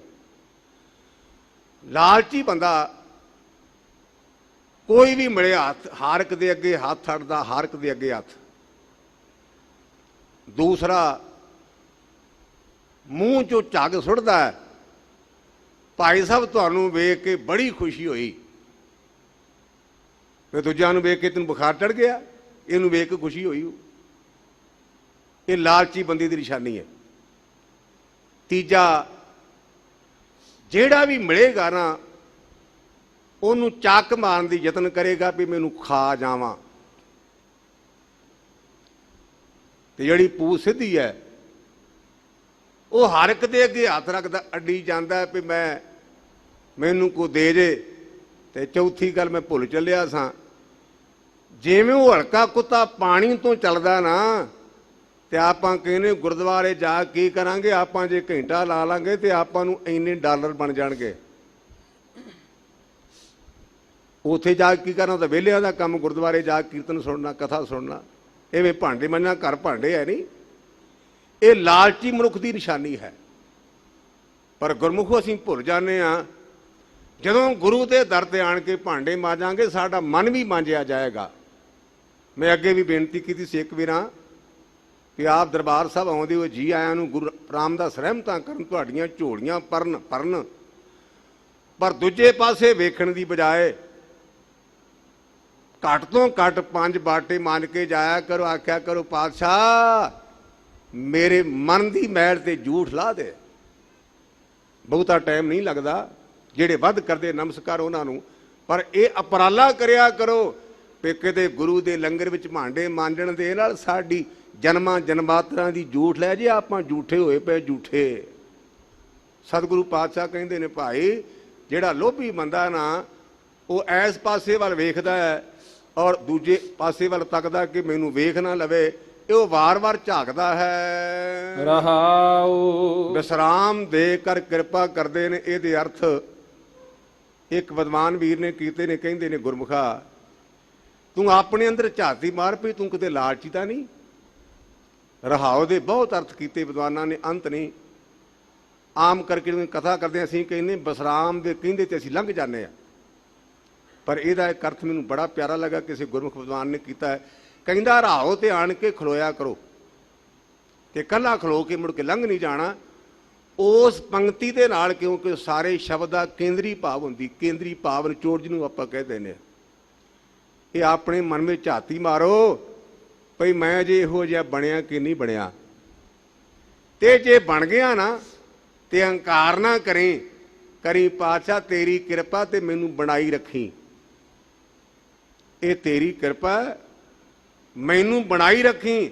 ਤੇ ਜੇ ਨਹੀਂ ਬਣਿਆ ਤੇ ਕਹਿਣਾ ਪਾਤਸ਼ਾਹ ਮੇਰੇ ਗਰੀਬ ਤੇ ਵੀ ਕਿਰਪਾ ਕਰ, ਮੈਨੂੰ ਬਚਾ ਲਾ ਇਸ ਔਗੁਣ ਤੋਂ। ਇਹ ਰਹਾਉ ਕਹਿੰਦੀ ਹੈ। ਜਬ ਲਗ ਟੁੱਟਾ ਨਾਹੀ ਮਨ ਭਰਮਾ। ਕਹਿੰਦੇ ਜਿੰਨਾ ਚਿਰ ਤੇਰੇ ਮਨ ਦਾ ਵਹਿਮ ਨਹੀਂ ਟੁੱਟਦਾ। ਭਰਮ ਦੀ ਵਿਆਖਿਆ ਗੁਰਦੇਵ ਨੇ ਬਹੁਤ ਸੁੰਦਰ ਕੀਤੀ ਹੈ। ਭਰਮ ਦੀ ਵਿਆਖਿਆ ਕਹਿੰਦੇ ਕਹੀਏ ਪਰਮ ਐਸਾ ਜੈਸਾ ਮਾਨੀਏ ਹੋਏ ਨਾ ਤੈਸਾ। ਭਰਮ ਦੀ ਵਿਆਖਿਆ ਗੁਰਬਾਣੀ ਵਿੱਚ ਕਹੀਏ ਭਰਮ ਐਸਾ ਜੈਸਾ ਮਾਨੀਏ ਹੋਏ ਨਾ ਤੈਸਾ। ਆਪਾਂ ਜੋ ਸਮਝਦੇ ਉਹ ਅਸਲ ਵਿੱਚ ਨਾ ਹੋਵੇ। ਆਪਾਂ ਜਿੰਨੇ ਵੀ ਬੈਠੇ ਆ ਹੋਣਗੀਆਂ ਭਾਗਾਂ ਵਾਲੀਆਂ ਰੂਹਾਂ ਜਿਨ੍ਹਾਂ ਨੇ ਸਮਝਾਵੇਗਾ, ਵਰਨਾ ਆਪਾਂ ਸਾਰਿਆਂ ਨੂੰ ਇੱਕ ਵਹਿਮ ਹੈ। ਉਹ ਕਿਹੜਾ? ਮੈਂ ਨਾ ਮਰੋ ਮਰਬੋ ਸੰਸਾਰਾ। ਇਹਨਾਂ ਨੇ ਮਰ ਜਾਣਾ, ਮੈਂ ਨਹੀਂ ਮਰਨਾ। ਗੁਰਬਾਣੀ ਦੀ ਪੰਕਤੀ ਮੈਂ ਨਾ ਮਰੋ ਮਰਬੋ ਸੰਸਾਰਾ। ਤੇ ਧੰਨ ਗੁਰੂ ਗ੍ਰੰਥ ਸੱਚੇ ਪਾਤਸ਼ਾਹ ਜਦੋਂ ਬੱਚੇ ਨਾਲ ਲਾਡ ਕਰਦੀ ਹੈ ਨਾ ਮਾਂ, ਤੇ ਉਹ ਚਪੇੜ ਨਹੀਂ ਮਾਰਦੀ, ਭੋਲਾ ਜਿਹਾ ਹੱਥ ਲਾਉਂਦੀ, ਉਹਨੂੰ ਕਹਿੰਦੇ ਪਟੋਕੀ ਮਾਰਨੀ, ਪੰਜਾਬੀ ਚ ਪਟੋਕੀ ਮਾਰਨੀ। ਗੁਰੂ ਗ੍ਰੰਥ ਸੱਚੇ ਪਾਤਸ਼ਾਹ ਸਾਨੂੰ ਪਟੋਕੀ ਮਾਰ ਕੇ ਕਹਿੰਦੇ, ਉਹ ਪੁੱਤਰਾ ਕਿਹੜੇ ਭੁਲੇਖੇ ਚ ਪੈ ਗਿਆ? ਕਿਹੜਾ ਭੁਲੇਖਾ ਸਾਨੂੰ? ਕਹਿੰਦੇ ਜਿਹੜੀ ਮਾਂ ਫਰੀਦਾ ਕਿੱਥੇ ਤੈਂਡੇ ਮਾਪਿਆ, ਜਿੰਨੀ ਤੂੰ ਜਣਿਓ ਏ ਤੈਂ ਪਾਸੋਂ ਉਹ ਲੱਦ ਕੇ ਤੂੰ ਅਜੇ ਨਾ ਪਤੀਣੀ ਹੋਏ। ਤੂੰ ਤਾਂ ਕਹਿਣਾ ਵੀ ਮੈਂ ਮਰਨਾ ਨਹੀਂ, ਦੁਨੀਆ ਨੇ ਮਰ ਜਾਣਾ। ਤੇਰੀ ਬੇਬੇ ਕਿੱਥੇ ਗਈ? ਤੇਰਾ ਬਾਪੂ ਕਿੱਥੇ ਗਿਆ? ਫਰੀਦਾ ਕਿੱਥੇ ਤੈਂਡੇ ਮਾਪਿਆ, ਜਿੰਨੀ ਤੂੰ ਜਣਿਓ ਏ ਤੈਂ ਪਾਸੋਂ ਉਹ ਲੱਦ ਗਏ ਤੂੰ ਅਜੇ ਨਾ ਪਤੀੜਿਓ। ਤੇਰੇ ਮਾਤਾ ਜੀ ਤੇਰੇ ਕੋਲ ਤੁਰ ਗਏ, ਤੇਰੇ ਪਿਤਾ ਜੀ ਤੇਰੇ ਕੋਲ ਤੁਰ ਗਏ। ਪਿਆਰਿਆ, ਜੇ ਮਾਤਾ ਤੇ ਪਿਤਾ ਜੀ ਨਹੀਂ ਰਹੇ ਤੇ ਰਹਿਣਾ ਤੂੰ ਵੀ ਨਹੀਂ। ਇਸ ਕਰਕੇ ਮੇਰੇ ਪਾਤਸ਼ਾਹ ਕਹਿੰਦੇ ਨੇ ਭਾਈ ਇਸ ਮਨੁੱਖ ਨੂੰ ਭਰਮ ਹੈ, ਤੇ ਜਿੰਨਾ ਚਿਰ ਇਹਦੇ ਮਨ ਦਾ ਭਰਮ ਨਹੀਂ ਟੁੱਟਦਾ ਉਹਨਾਂ ਚਿਰ ਤਬ ਲਗ ਮੁਕਤ ਨਾ ਕੋਈ। ਕਹਿੰਦੇ ਗੁਰਮੁਖਾ ਉਹਨਾਂ ਚਿਰ ਮੁਕਤ ਨਹੀਂ। ਮੁਕਤ ਗੁਰਮੁਖੋ ਆਮ ਕਰਕੇ ਅਸੀਂ ਸਮਝਦੇ ਵੀ ਸ਼ਾਇਦ ਮਰਨ ਤੋਂ ਬਾਅਦ ਮਿਲੇ, ਲੇਕਿਨ ਬਾਬਾ ਨਾਮਦੇਵ ਰੱਬ ਨੂੰ ਕਹਿੰਦੇ ਵੀ ਮੈਨੂੰ ਮਿੱਤਰਾ ਮਰਿਆਂ ਤੋਂ ਬਾਅਦ ਮੁਕਤੀ ਨਹੀਂ, ਜਿਉਂਦਿਆਂ ਚਾਹੀਦੀ ਹੈ। ਬਾਬਾ ਨਾਮਦੇਵ ਦੇ ਬਾਰੇ ਆਮ ਪ੍ਰਚਲਿਤ ਹੈ ਵੀ ਉਹਨਾਂ ਨੇ 72 ਵੇਰਾਂ ਭਗਵਾਨ ਦੇ ਦਰਸ਼ਨ ਕੀਤੇ। ਕਿਸੇ ਸਾਡੇ ਵਰਗੇ ਕਮਲੇ ਨੇ ਪੁੱਛ ਲਿਆ ਵੀ ਬਾਬਾ ਜੀ ਅਸੀਂ ਸੁਣਿਆ ਵੀ ਤੁਸੀਂ 72 ਵੇਰਾਂ ਰੱਬ ਨੂੰ ਤੱਕਿਆ, ਤੁਹਾਡੀ ਮੁਲਾਕਾਤ ਰੱਬ ਨਾਲ ਹੋਈ ਹੈ। ਕਹਿੰਦੇ ਭੋਲਿਆ ਗਿਣਤੀਆਂ ਮਿਣਤੀਆਂ ਮੁੱਕ ਗਈਆਂ ਹੀ, ਪਰ ਅਬ ਨੇਰੇ ਨਹੀਂ ਦੂਰ। ਉਹ ਮੇਰੇ ਅੰਗ ਸੰਗ ਹੈ। ਉਹ ਮਹਾਂਪੁਰਸ਼ ਬਾਬਾ ਨਾਮਦੇਵ ਜੀ ਕਹਿੰਦੇ ਨੇ, ਮੁਗੇ ਹੋਏ ਜੋ ਮੁਕਤ ਦਿਓਗੇ ਮੁਕਤ ਨਾ ਜਾਣੇ ਕੋਇਲਾ। ਜੇ ਆਖਾਂ ਨਾ ਵੀ ਮਰਿਆਂ ਤੋਂ ਬਾਅਦ ਮੁਕਤੀ, ਤੇ ਲੋਕਾਂ ਨੂੰ ਕੀ ਪਤਾ ਵੀ ਮੁਕਤ ਹੋਇਆ ਕਿ ਨਹੀਂ। ਆਪਾਂ ਕੱਲ ਧੰਨ ਗੁਰੂ ਅਮਰਦਾਸ ਪਾਤਸ਼ਾਹ ਮਹਾਰਾਜ ਦੀ ਉੱਚੀ ਉਸਮਾਉਣ ਦਾ ਪਰਬ ਮਨਾਇਆ। ਰਾਤ ਮੈਂ ਟੋਟਾ ਪਿੰਡ ਉਸ ਪਾਸੇ ਕਥਾ ਕਰਨ ਗਿਆ ਤੇ ਮੇਰਾ ਸਿਰ ਝੁਕਿਆ। ਸਾਰੀ ਸੜਕ ਤੇ ਗੁਰਮੁਖੂ ਥਾਂ ਥਾਂ ਤੇ ਵੰਨ ਸਵੰਨੇ ਗੁਰਸਿੱਖਾਂ ਨੇ ਲੰਗਰ ਲਾਏ। ਤੇ ਮੈਂ ਕਿਹਾ ਬਾਬਾ ਨਾਨਕਾ ਧੰਨ ਤੂੰ, ਦੁਨੀਆ ਦੇ ਲੋਕ ਭਾਵੇਂ ਮਾਰਨਾ ਤਾਂ ਚਾਹੁੰਦੇ, ਪਰ ਤੇਰੀ ਲੰਗਰ ਦੀਆਂ ਬਰਕਤਾਂ ਕਰਕੇ ਅਸੀਂ ਲੋਕਾਂ ਦੇ ਮਾਰਿਆਂ ਮਰਨਾ ਨਹੀਂ। ਇਹ ਤੇਰੀ ਕਿਰਪਾ ਸਾਡੇ ਉੱਪਰ। ਥਾਂ ਥਾਂ ਤੇ ਉਹਨਾਂ ਗੁਰਮੁਖਾਂ ਨੇ ਲੰਗਰ ਲਾਏ ਤੇ ਹੱਥ ਜੋੜ ਕੇ ਬੇਨਤੀਆਂ ਕਰਨ ਵੀ ਗੁਰਮੁਖੋ ਗੁਰੂ ਕਾ ਲੰਗਰ ਛਕ ਕੇ ਜਾਓ। ਵਿੱਚੋਂ ਸਧਾਰਨ ਗੱਲ ਆ ਗਈ। ਆਪਾਂ ਗੱਲ ਕਰਨੀ ਮੁਕਤੀ ਦੀ। ਧੰਨ ਗੁਰੂ ਅਮਰਦਾਸ ਪਾਤਸ਼ਾਹ ਜਦੋਂ ਗੰਗਾ ਦੀ ਯਾਤਰਾ ਕਰਨ ਜਾਂਦੇ ਸਨ ਨਾ, ਗੁਰੂ ਪਦਵੀ ਤੋਂ ਪਹਿਲਾਂ ਇੱਕ ਬਹੁਤ ਵਿਦਵਾਨ ਪੰਡਤ, ਉਹਦਾ ਨਾਮ ਦੁਰਗਾ ਕਰਕੇ ਲਿਖਿਆ, ਉਹਨੇ ਬਾਬੇ ਅਮਰਦਾਸ ਦੇ ਚਰਨਾਂ ਵਿੱਚ ਪਦਮ ਵੇਖਿਆ। ਪਦਮ, ਇਹ ਪਦਮ ਕ੍ਰਿਸ਼ਨ ਮਹਾਰਾਜ ਦੇ ਪੈਰਾਂ ਵਿੱਚ ਵੀ ਜ਼ਿਕਰ ਆਇਆ। ਭਾਈ ਗੁਰਦਾਸ ਜੀ ਨੇ ਲਿਖਿਆ 12 ਵਿੱਚ। ਔਰ ਮਾਰੇ ਉੱਥੇ ਆਰਾਮ ਕਰਦੇ ਸਨ ਤੇ ਉਹ ਦੁਰਗਾ ਪੰਡਤ ਧੰਨ ਗੁਰੂ ਅਮਰਦਾਸ ਪਾਤਸ਼ਾਹ ਦੇ ਚਰਨਾਂ ਨੂੰ ਚੁੰਮਣ ਲੱਗ ਪਿਆ। ਇਹ ਮੈਂ ਬੇਨਤੀ ਕਰ ਰਿਹਾ ਵੀ ਇਹ ਗੁਰੂ ਪਦਵੀ ਤੋਂ ਪਹਿਲਾਂ ਦੀਆਂ ਗੱਲਾਂ ਹਨ। ਤੇ ਸਾਡੇ ਸਮਾਜ ਵਿੱਚ ਅੱਗੇ ਜਾਤੀ ਵੰਡ ਦਾ ਬੜਾ ਪ੍ਰਭਾਵ ਸੀ।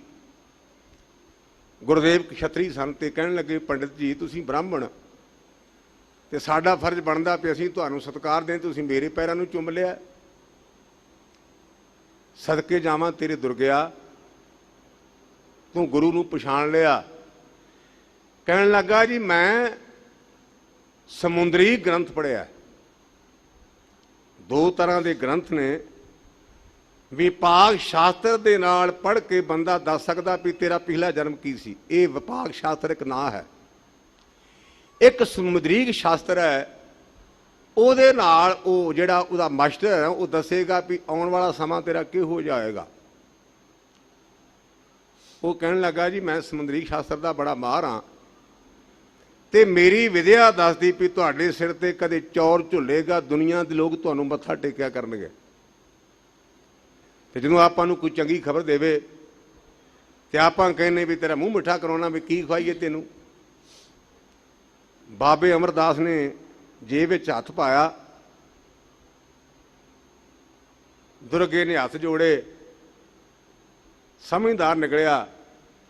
ਕਹਿਣ ਲੱਗਾ ਜੀ ਕਾਲੇ ਨਾ ਪਾਓ, ਜਦੋਂ ਮੌਕਾ ਆਵੇਗਾ ਮੈਂ ਮੰਗ ਲਾਂਗਾ, ਪਰ ਚੇਤੇ ਰੱਖਿਆ ਜੇ ਗਰੀਬ ਨੂੰ। ਕਾਲੇ ਨਾ ਪਾਓ, ਜਦੋਂ ਮੌਕਾ ਆਏ ਮੈਂ ਮੰਗ ਲਾਂਗਾ, ਪਰ ਕਾਲੇ ਨਾ ਪਾਓ।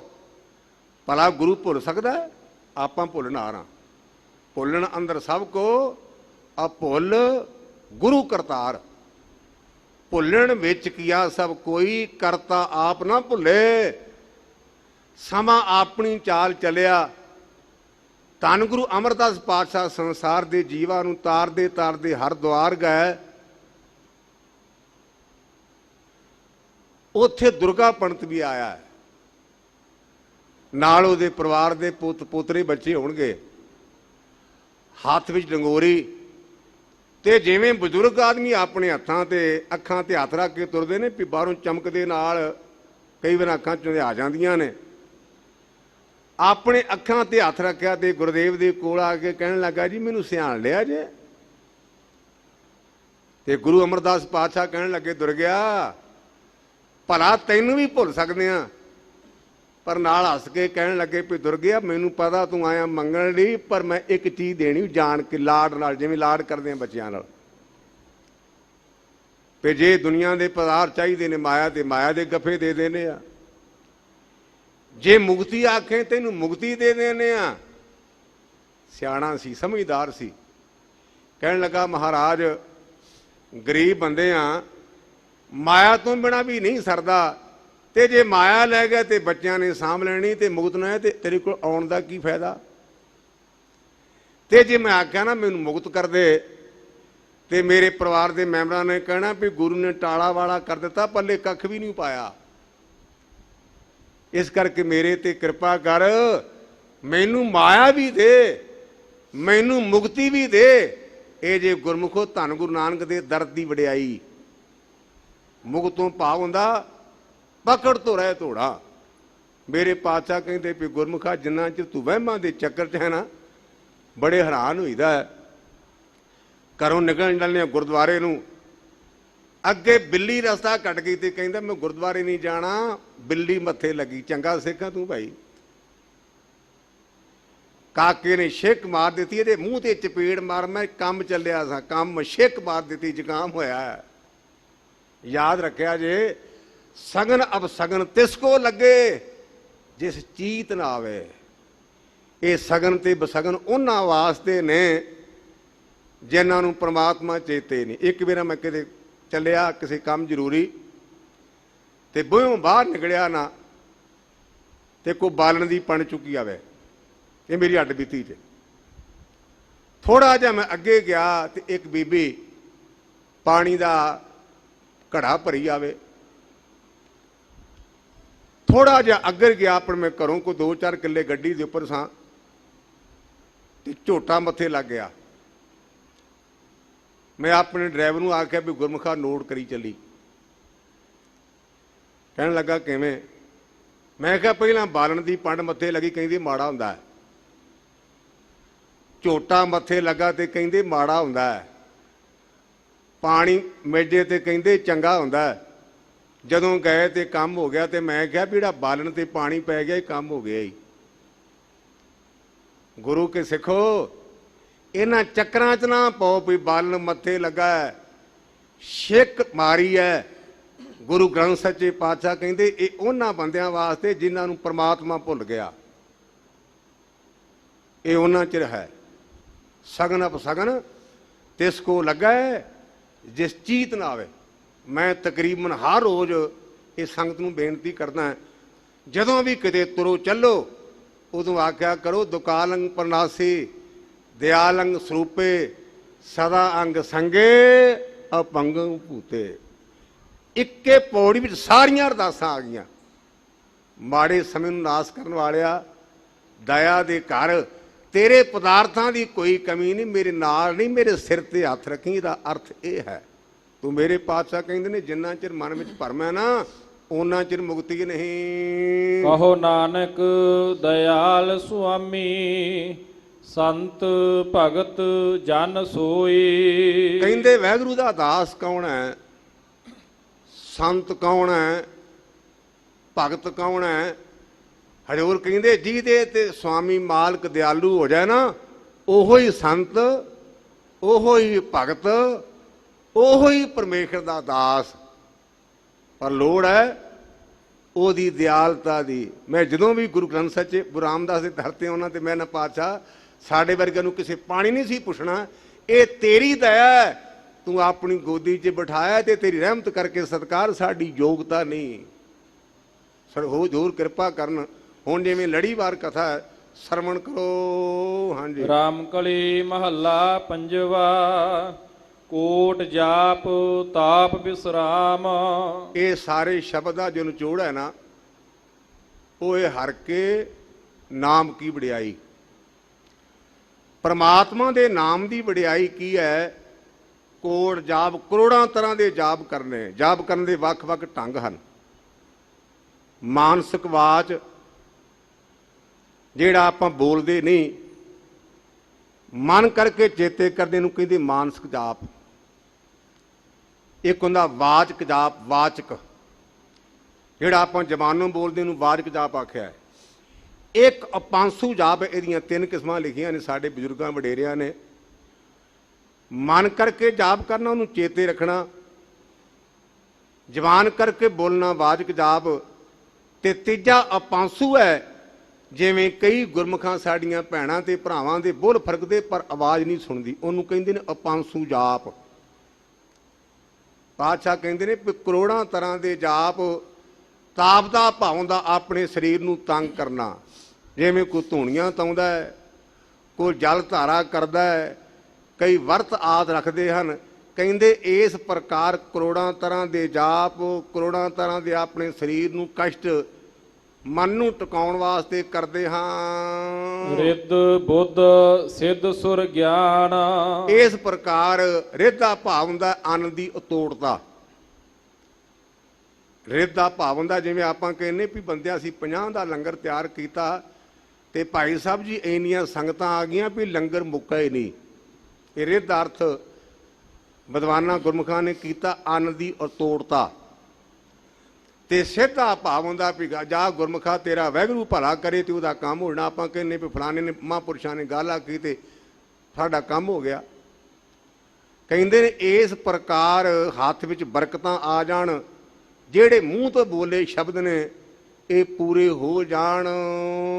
ਅਨੇਕ ਰੂਪ ਰੰਗ ਭੋਗ ਰਸਾ। ਸੋ ਇਸ ਪ੍ਰਕਾਰ ਚੰਗਾ ਗਿਆਨ ਹੋਵੇ।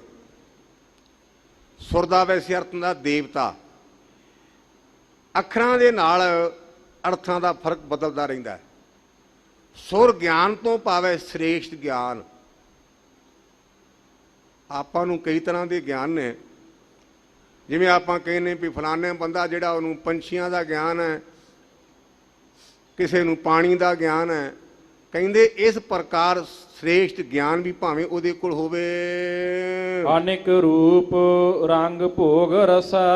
ਔਰ ਕਹਿੰਦੇ ਜੇ ਆਪਣੇ ਆਪ ਨੂੰ ਬਦਲਣ ਦੀ ਸਮਰੱਥਾ ਰੱਖ ਲੈ, ਨੇਕਾਂ ਤਰ੍ਹਾਂ ਦੇ ਰੂਪ ਬਣਾ ਲੈ, ਔਰ ਇਸੇ ਪ੍ਰਕਾਰ ਆਪਣੇ ਆਪ ਨੂੰ ਕਈ ਤਰ੍ਹਾਂ ਦਾ ਰੰਗ ਲਾ ਲੈ, ਦੁਨੀਆ ਦੇ ਭੋਗ, ਦੁਨੀਆ ਦੇ ਰਸ ਉਹਨੂੰ ਪ੍ਰਾਪਤ ਹੋਣ। ਗੁਰਮੁਖ ਨਾਮ ਨਿਮਖ ਹਿਰਦੈ ਵਸਾ। ਕਹਿੰਦੇ ਗੁਰਮੁਖਾ ਜੇ ਗੁਰੂ ਵਾਲੇ ਸਨਮੁਖ ਹੋ ਕੇ ਤੇਰੇ ਹਿਰਦੇ ਦੇ ਅੰਦਰ ਨਾਮ ਵਾਜੇ ਨਾ, ਜਿਹੜੀਆਂ ਉੱਪਰ ਚੀਜ਼ਾਂ ਗਿਣੀਆਂ ਇਹ ਆਟੋਮੈਟਿਕਲੀ ਤੈਨੂੰ ਮਿਲ ਜਾਣਗੀਆਂ, ਤੈਨੂੰ ਖੇਚਲ ਨਹੀਂ ਕਰਨੀ ਪਏਗੀ। ਹਰ ਕੇ ਨਾਮ ਕੀ ਵਡਿਆਈ। ਪਰ ਇਹ ਪ੍ਰਮਾਤਮਾ ਦੇ ਨਾਮ ਦੀ ਵਡਿਆਈ ਹੈ, ਬੰਦੇ ਦੇ ਨਾਮ ਦੀ ਵਡਿਆਈ ਨਹੀਂ। ਇੱਕ ਮੈਂ ਬੇਨਤੀ ਰੋਜ਼ਾਨਾ ਕਰਦਾ ਰਹਿਣਾ, ਸਾਡੇ ਬਹੁਤ ਕ੍ਰਿਤੀ ਆ ਗਈ ਹੈ। ਕੋਈ ਵੀ ਬੰਦਾ ਜਦੋਂ ਆਉਂਦਾ ਨਾ ਗੁਰੂ ਕੇ ਦਰਬਾਰ ਵਿੱਚ, ਆਪਾਂ ਕਹਿੰਦੇ ਫਲਾਣਾ ਬੰਦਾ ਆਇਆ ਤੇ ਜਕਾਰਾ ਛੱਡੋ। ਬੜਾ ਮੈਂ ਕ੍ਰਿਤੀ ਸਮਝਦਾ ਇਹਨੂੰ। ਕਿਉਂ? ਗੁਰੂ ਕੇ ਰਾਗੀ ਸਿੰਘ ਕੀਰਤਨ ਕਰ ਰਹੇ ਨੇ, ਕੀਰਤਨ ਦੇ ਨਾਲੋਂ ਉਹ ਬੰਦਾ ਵੱਡਾ ਨਾ ਕਰਿਆ ਕਰੋ। ਸਾਹਿਬ ਆਏ ਨੇ, ਇੱਕ ਗੱਲ ਯਾਦ ਰੱਖਿਆ ਜੇ ਭਾਵੇਂ ਸਾਰੀਆਂ ਭੁੱਲ ਜਾਣ, ਸਾਹਿਬ ਮੇਰਾ ਏਕੋ ਹੈ, ਏਕੋ ਹੈ ਵੀ ਏਕੋ ਹੈ। ਸਾਡਾ ਸਾਹਿਬ ਕੇਵਲ ਤੇ ਕੇਵਲ ਗੁਰੂ ਗ੍ਰੰਥ ਸੱਚੇ ਪਾਤਸ਼ਾਹ ਮਹਾਰਾਜ ਹਨ। ਸਾਡੇ ਚ ਕ੍ਰਿਤੀ ਆ ਗਈ ਹੈ, ਗੁਰੂ ਕੀ ਹਜ਼ੂਰੀ ਵਿੱਚ ਸੰਗਤ ਵਿੱਚ ਬੈਂਚਾਂ ਤੇ ਉੱਚੀਆਂ ਹੋ ਕੇ ਬਹਿਣਾ। ਮੈਂ ਬੜਾ ਦੁਖੀ ਇਸ ਤੋਂ। ਕੁਰਸੀਆਂ ਲਾ ਕੇ ਨਾ ਬਹਿਣਾ। ਗਿਆਨੀ ਜੀ ਗੋਡੇ ਨਹੀਂ ਮੁੜਦੇ, ਮੇਰਾ ਜ਼ੋਰ ਤਾਂ ਨਹੀਂ ਚੱਲਦਾ, ਪਰ ਮੈਂ ਕਹਿਣਾ ਮਿੱਤਰਾ, ਜਿੱਦਣ ਫੱਟੇ ਤੇ ਪਵੇਂਗਾ ਤੇਰੇ ਸਿੱਧੇ ਹੋਣਗੇ। ਅਸੀਂ ਗੁਰੂ ਦੇ ਦਰ ਤੇ ਨਿਮਾਣੇ ਆ ਕੇ ਬਹਿਣਾ। ਸਾਡੇ ਲਈ ਸੁਪਰੀਮ ਪਾਵਰ ਗੁਰੂ ਗ੍ਰੰਥ ਸੱਚੇ ਪਾਤਸ਼ਾਹ, ਇਹਨਾਂ ਦੇ ਚਰਨਾਂ 'ਚ ਬਹਿਣਾ, ਉੱਚੇ ਹੋ ਕੇ ਬਰਾਬਰ ਨਹੀਂ ਬਹਿਣਾ। ਜਿਹੜੇ ਅੰਗਰੇਜ਼ ਲੋਕ ਨੇ ਨਾ, ਉਹ ਕਿਸੇ ਦਾ ਸਤਿਕਾਰ ਕਰਦੇ ਨੇ ਆਪਣੀ ਟੋਪੀ ਲਾ ਕੇ, ਉਹਦਾ ਟ੍ਰੈਂਡ ਹੈ। ਪਰ ਆਪਾਂ ਨੂੰ ਜੋ ਪੜ੍ਹਾਇਆ ਨਾ ਆਪਣੇ ਸਮਾਜ ਵਿੱਚ, ਅਸੀਂ ਸਿਰ ਢੱਕ ਕੇ ਸਤਿਕਾਰ ਕਰਦੇ ਵੀ ਬਾਪੂ ਜੀ ਆਉਂਦੇ, ਸਿਰ ਢੱਕ ਲਾ ਕਾਕਾ, ਤੇਰੇ ਤਾਇਆ ਜੀ ਆ ਰਹੇ ਨੇ। ਇਸ ਕਰਕੇ ਅਦਬ ਕਰੀਏ, ਸਿਰ ਢੱਕੀਏ ਤੇ ਗੁਰੂ ਦੇ ਦਰ ਤੇ ਨਿਮਾਣੇ ਹੋ ਕੇ ਆਈਏ। ਗਿਆਨੀ ਤੁਹਾਡਾ ਸੁਭਾਅ ਬੜਾ ਚੰਦਰਾ, ਤੁਸੀਂ ਕੁਰਸੀ ਦੇ ਬੜੇ ਵੈਰ ਪਏ ਹੋ, ਬੰਚਾਂ ਦੇ ਬੜੇ ਵੈਰ ਪਏ ਹੋ। ਕਿੱਥੇ ਲਿਖਿਆ? ਗੁਰੂ ਕੀ ਬਾਣੀ 'ਚ ਲਿਖਿਆ, ਜੇ ਹੋਏ ਇਕੱਤਰ ਮਿਲੋ ਮੇਰੇ ਭਾਈ, ਹਰ ਨਾਮੇ ਕੀ ਹੋਵੋ ਜੋੜੀ, ਗੁਰਮੁਖ ਬੈਸੋ ਸਭਾ ਵਿਛਾਏ। ਮੈਂ ਭੁੱਲ ਗਿਆ ਗੁਰਮੁਖਾ, ਤੂੰ ਮੈਨੂੰ ਲੱਭਦੇ ਵੀ ਕਿੱਥੇ ਲਿਖਿਆ ਬੈਂਚ ਡਾਏ ਤੇ ਕੁਰਸੀ ਡਾਏ, ਤੂੰ ਲੱਭਦੇ ਭਰਾਵਾ। ਮੈਂ ਮਾਫੀ ਮੰਗ ਲਾਂਗਾ ਤੇਰੇ ਕੋਲੋਂ ਵੀ ਕੁਰਸੀ ਡਾਏ ਕਿੱਥੇ ਲਿਖਿਆ ਹੈ, ਬੈਂਚ ਡਾਏ ਕਿੱਥੇ ਲਿਖਿਆ। ਹੋ ਸਕਦਾ ਸਾਡਾ ਸਰੀਰ ਕੰਮ ਨਾ ਦੇਵੇ, ਕੰਮ ਕਰਦਾ ਹੋਵੇ, ਅਸੀਂ ਪਿੱਛੇ ਜਾ ਕੇ ਬੁਰਜੀ ਨਾਲ ਢੋ ਲਾ ਕੇ ਬਹਿ ਜਾਈਏ, ਕੰਧ ਨਾਲ ਲੱਗ ਜਾਈਏ, ਲੇਕਿਨ ਗੁਰੂ ਦੀ ਹਜ਼ੂਰੀ ਵਿੱਚ ਉੱਚੇ ਹੋ ਕੇ ਬਹਿਣਾ। ਸਤਵੇਂ ਪਾਤਸ਼ਾਹ ਦੇ ਸ਼ਬਦਾਂ ਨੂੰ ਚੇਤੇ ਰੱਖਿਆ ਕਰੋ। ਉਹ ਕਹਿੰਦੇ ਗੁਰਬਾਣੀ ਪੈ ਅਦਬ ਨਾ ਧਾਰਾ, ਜਾਣੋ ਸੋਨਾ ਸਿੱਖ ਮਾਰਾ। ਹਜ਼ੂਰ ਬਰਾਜੇ ਨੇ, ਗਰਮੀ ਦਾ ਮੌਸਮ, ਕਾਬਲ ਤੋਂ ਸੰਗਤਾਂ ਆਈਆਂ, ਆਪਾਂ ਤਾਂ ਗੱਲਾਂ ਕਰਦੇ ਹੋਣੇ, ਮੈਂ ਹੈਰਾਨ ਹੋਣਾ। ਦਰਬਾਰ ਸਾਹਿਬ ਜਾਈਦਾ ਨਾ ਤੇ ਕਈ ਪੁੜ ਦੇ ਉੱਤੇ ਵੀ ਟੀਵੀ ਵੇਖੀ ਜਾਂਦੇ ਤੇ ਬੀਬੀਆਂ ਗੱਲਾਂ ਕਰੀ ਜਾਂਦੀ। ਮੈਂ ਹੈਰਾਨ ਆ ਵੀ ਐਡੀ ਕਿਹੜੀ ਇੰਪੋਰਟੈਂਟ ਗੱਲ ਹੈ ਜਿਹੜੀ ਕੀਰਤਨ ਦੇ ਨਾਲ ਤੁਸੀਂ ਕਰ ਲੱਗੇ ਹੋ। ਇਹ ਬਦਕਿਸਮਤੀ, ਸਾਡੀ ਬਦਕਿਸਮਤੀ। ਆਪਾਂ ਗੁਰੂ ਦੀ ਗੱਲ ਸੁਣ, ਗੱਲਾਂ ਕਰਨ ਲਈ ਨਹੀਂ ਆਏ। ਆਪਾਂ ਗੁਰੂ ਨੂੰ ਵੇਖਣ ਲਈ ਆਏ, ਆਪਾਂ ਮੋਬਾਈਲ ਵੇਖਣ ਲਈ ਨਹੀਂ ਆਏ। ਪਰ ਆਪਾਂ ਵੇਖੀ ਜਾਂਦੇ ਉੱਥੇ ਬੈਠੇ ਹੀ। ਗੁਰੂ ਸਾਡੇ ਤੇ ਮਿਹਰ ਕਰੇ। ਸੰਗਤਾਂ ਕੀਰਤਨ ਕਰਦੀਆਂ ਕਰਦੀਆਂ ਆਈਆਂ। ਗੁਰੂ ਹਰਿ ਸੱਚੇ ਪਾਤਸ਼ਾਹ ਮੇਰੇ ਮਾਲਕ ਮੌਜ ਵਿੱਚ ਬਰਾਜੇ ਨੇ। ਇਤਿਹਾਸ ਦੇ ਪੰਨਿਆਂ ਤੇ ਲਿਖਿਆ ਵੀ ਗੁਰਦੇਵ ਦੇ ਗੋਡੇ ਤੇ ਚੋਟ ਆ ਗਈ। ਸਤਵੇਂ ਪਾਤਸ਼ਾਹ ਦੇ, ਗੁਰੂ ਹਰਿ ਸੱਚੇ ਪਾਤਸ਼ਾਹ ਮੇਰੇ ਮਾਲਕ ਦੇ ਜਦੋਂ ਗੋਡੇ ਤੇ ਚੋਟ ਆਈ ਨਾ, ਤੇ ਸਿੱਖਾਂ ਨੇ ਆਖਿਆ ਪਾਤਸ਼ਾਹ ਤੁਹਾਨੂੰ ਕਾਹਦੀ ਕਾਹਲੀ। ਕਹਿਣ ਲੱਗੇ ਗੁਰਸਿੱਖੋ, ਜੇ ਗੁਰੂ ਗੁਰਬਾਣੀ ਦਾ ਆਦਰ ਨਾ ਕਰੇਗਾ ਤੇ ਦੁਖੀ ਸਿੱਖ ਕਿਵੇਂ ਕਰਨਗੇ। ਔਰ ਬਚਨ ਕੀਤੇ ਸਾਡੇ ਵਡੇਰਿਆਂ ਸਾਂਭ ਕੇ ਰੱਖੇ ਨੇ, ਗੁਰਬਾਣੀ ਪੈ ਅਦਬ ਨਾ ਧਾਰਾ, ਜਾਣੋ ਸੋਨਾ ਸਿੱਖ ਮਾਰਾ। ਜਿਹੜਾ ਗੁਰੂ ਕੀ ਬਾਣੀ ਦਾ ਅਦਬ ਤੇ ਭੈ ਨਹੀਂ ਕਰਦਾ ਉਹ ਸਿੱਖ ਹੀ ਨਹੀਂ। ਤੋ ਸਤਿਗੁਰੂ ਪਾਤਸ਼ਾਹ ਕਿਰਪਾ ਕਰਨ। ਕਹਿੰਦੇ ਗੁਰਮੁਖੋ, ਪਰਮਾਤਮਾ ਦੇ ਨਾਮ ਦੀ ਜਿਹੜੀ ਵਡਿਆਈ ਹੈ, ਕੀਮਤ ਕਹਿਣ ਨਾ ਜਾਏ। ਜੇ ਆਪਾਂ ਆਖੇ ਨੇ ਵੀ ਇਹਦੀ ਕਿੰਨੀ ਕੀਮਤ ਹੈ, ਕਿੰਨੇ ਨਾਲ ਮਿਲ ਜਾਏਗਾ। ਹਜ਼ੂਰ ਕਹਿੰਦੇ ਕੰਚਨ ਸਿਉ ਪਾਈਏ ਨਹੀਂ ਤੋਲ, ਮਨ ਦੇ ਰਾਮ ਲਿਆ ਹੈ ਮੋਲ। ਇਹ ਸੋਨੇ ਨਾਲ ਨਹੀਂ ਮਿਲਣਾ। ਪਰਮਾਤਮਾ ਦੇ ਨਾਮ ਦੀ ਕੀਮਤ ਮੁੱਲ ਪਾਈ ਨਹੀਂ ਜਾ ਸਕਦੇ। ਰਹਾਉ ਵਿਸਰਾਮ ਦੇ ਕਰਕੇ ਕਿਰਪਾ ਕਰਦੇ ਹਨ। ਸੂਰਬੀਰ ਧੀਰਜ ਮਤ ਪੂਰਾ। ਕਹਿੰਦੇ ਭਾਈ ਉਹ ਸੂਰਮਾ, ਉਹ ਧੀਰਜ ਵਾਲਾ, ਉਹ ਅਕਲਮੰਦ ਹੈ। ਸਹਿਜ ਸਮਾਦ ਧੁਨ ਗਹਿਰ ਗੰਭੀਰਾ। ਔਰ ਉਸ ਗੁਰਮੁਖ ਪਿਆਰੇ ਦਾ ਮਨ ਅਡੋਲ ਹੈ। ਗੈਰ ਤੋਂ ਭਾਵ ਡੂੰਘਾ, ਗੰਭੀਰ ਤੋਂ ਭਾਵ ਨਿਰਹਲ। ਸਦਾ ਮੁਕਤ ਤਾਕੇ ਪੂਰੇ ਕਾਮ। ਔਰ ਉਸ ਗੁਰਮੁਖ ਪਿਆਰੇ ਦੀ तमाम ਆਸ਼ਾਵਾਂ ਦੀ ਪੂਰਤੀ ਹੋਵੇਗੀ। ਉਹ ਸਦੀਵੀ ਤੌਰ ਤੇ ਮੁਕਤ ਹੈ। ਕੌਣ? ਜਾ ਕੈ ਹਿਰਦੈ ਵਸੈ ਹਰ ਨਾਮ। ਜਿਸ ਗੁਰਮੁਖ ਪਿਆਰੇ ਦੇ ਹਿਰਦੇ ਦੇ ਵਿੱਚ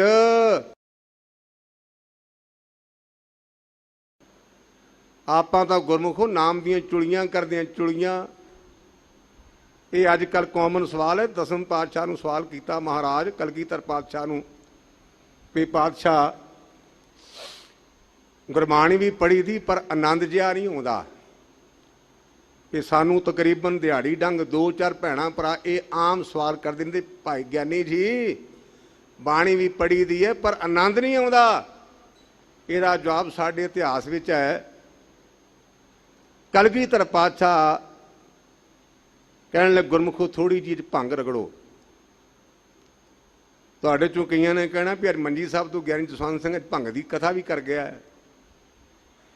ਭੰਗ ਪੀਣ ਲਈ ਨਹੀਂ, ਅੱਗੇ ਨੋਟ ਕਰਿਆ ਜੇ ਕੋਈ ਭੰਗ ਦਾ ਨਾਂ ਲੈ ਜਿਹੜੇ ਪੀਂਦੇ ਉਹਨਾਂ ਦਾ ਬਾਗੋ ਬਾਗ ਹੋਣਾ ਹੈ ਵੀ ਅੱਜ ਮੰਜੀ ਸਾਹਿਬ ਤੋਂ ਵੀ ਆਡਾ ਬਿਠਾੜਨ ਮਿਲ ਗਿਆ। ਨਹੀਂ ਨਹੀਂ, ਹਜ਼ੂਰ ਕਹਿੰਦੇ ਭੰਗ ਰਗੜੋ, ਇਹਦੀਆਂ ਚੁਲੀਆਂ ਕਰਨੀਆਂ ਨੇ, ਖਿਆਲ ਰੱਖਿਆ ਜੀ ਅੰਦਰ ਨਾ ਜਾਏ। ਰਗੜੀ ਚੁਲੀਆਂ ਕੀਤੀਆਂ ਤੇ ਕਹਿੰਦੇ ਕੋਈ ਫਰਕ ਪਿਆ? ਕਹਿੰਦੇ ਜੀ ਫਰਕ ਕਾਹਦਾ ਪੈਣਾ ਸੀ, ਅੰਦਰ ਨਹੀਂ ਲੰਘਾਈ। ਆਪਾਂ ਗੁਰਬਾਣੀ ਦੀਆਂ ਚੁਲੀਆਂ ਕਰਦੇ ਹਾਂ, ਪੜ੍ਹਦੇ ਪੰਕਤੀਆਂ ਬੜੀਆਂ, ਪਰ ਗੁਰਮੁਖੋ ਉਹਦੇ ਮੁਤਾਬਕ ਆਪਾਂ ਆਪਣੇ ਆਪ ਨੂੰ ਢਾਲਦੇ ਨਹੀਂ, ਇਹਨੂੰ ਅੰਦਰ ਨਹੀਂ ਲੰਘਾਉਂਦੇ। ਅਵਰ ਉਪਦੇਸੇ ਆਪ ਨਾ ਕਰੇ, ਆਵਤ ਜਾਵਤ ਜਨਮੇ ਮਰੇ। ਲੋਕਾਂ ਨੂੰ ਸਿੱਖਿਆ ਦਿੱਤੀ ਗਿਆ ਤੇ ਗੁਰੂ ਗ੍ਰੰਥ ਸਾਹਿਬ ਅੰਦਰ ਕੀ ਲੰਘਾਉਣਾ ਹੈ? ਪਹਿਲਾਂ ਮਨ ਪ੍ਰਬੋਧੇ ਆਪਣਾ, ਪਾਛੇ ਅਵਰ ਰਿਝਾਵੇ।